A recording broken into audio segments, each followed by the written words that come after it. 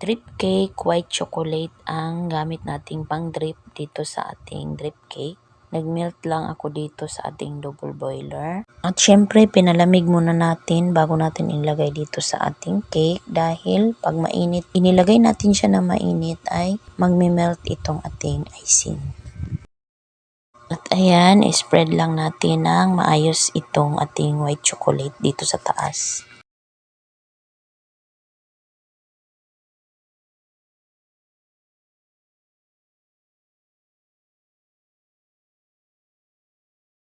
At ayan na guys, naglagay na tayo ng design niya at ang gamit kong tip dito ay 1M na piping tip natin. Simple design lang ito guys, ganyan lang ang design nitong cake natin.